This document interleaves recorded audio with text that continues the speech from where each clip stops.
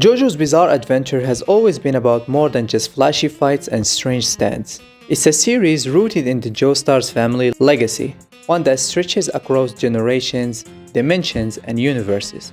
But what happens when this once noble family takes a darker path? In JoJoLands, we see Jodio and Dragona Joestar diving headfirst into the world of crime. And today, we are going to explore whether this marks a new direction for the Joestar family and what it means for the futures of the series. We're also going to delve into some interesting fan theories that adds even more depth to this story. So let's begin. In JoJoLands, the protagonists Jodio and Dragona Joestar aren't your typical heroes. They are deeply involved in illegal activities, drug smuggling, thief, and more.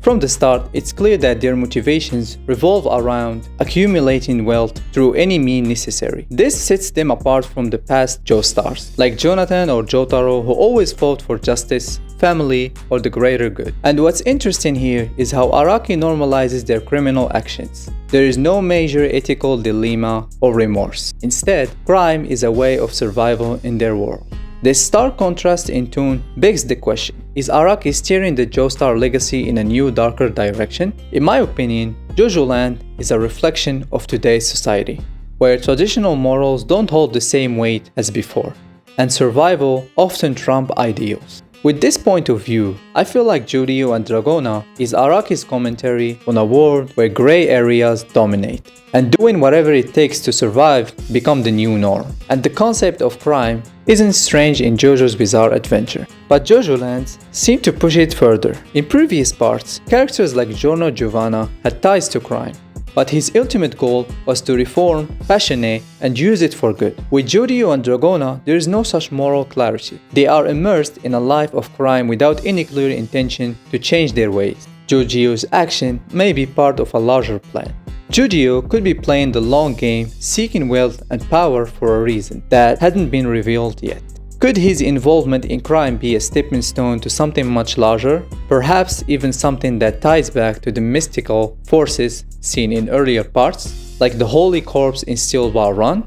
Another idea that came to my mind is that Jodio and Dragona's involvement in crime is directly tied to the Joestar family curse. Throughout the series, Joestar has faced tragic fates, and I believe that Jodio's life of crime might be an unavoidable outcome of this curse, a darker manifestation of the family's ongoing struggle.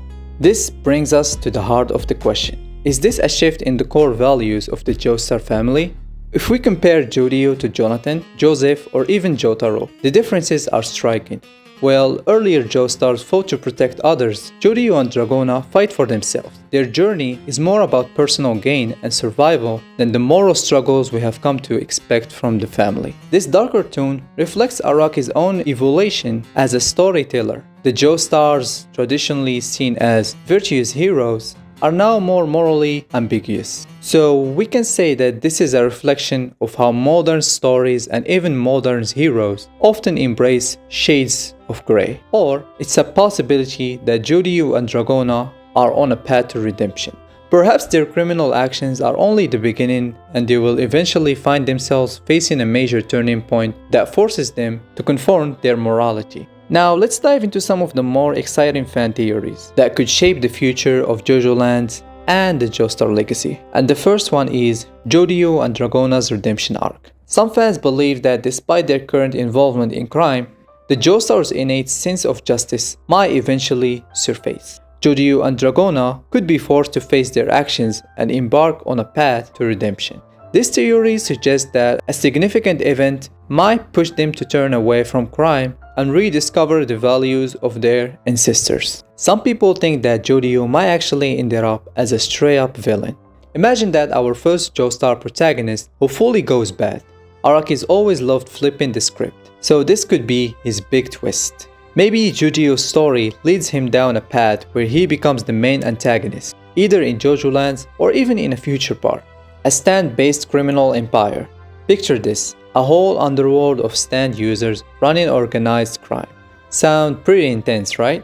There is this idea floating around that JoJoLands could dive deep into the world of stand users, criminals. With Jodio and Dragona rising through the ranks, we could see some serious epic battles as they clash with each other's stand users trying to protect their own lands. And the last one is connections to Giorno and Passionate. And this one would blow your mind. What if Jodio's journey crosses paths with Giorno's Juanas Mafia from part 5? Think about it. Giorno reformed the Mafia, but now Jodio is thriving in that same world. Fans are wondering if we'll see these two Joestars face off. I mean, a showdown between Giorno and Jodio, that would be legendary. In conclusion, JoJoLands present us with a darker, more complex take on the Joestar family. Jodio and Dragona's criminal lifestyle and the shift in tone represent a bold new direction for the series, one that reflects a modern, morally ambiguous world. Whether they will continue down this path or seek redemption remains to be seen. But one thing is certain, this part of the Joestar legacy is unlike anything we have seen so far. So that's all guys, what do you think? Are Jodio and Dragona destined to redeem themselves? Or is this the new reality for the Joestars? Let me know in the comment and don't forget to like and subscribe for more JoJo content. See you in the next one.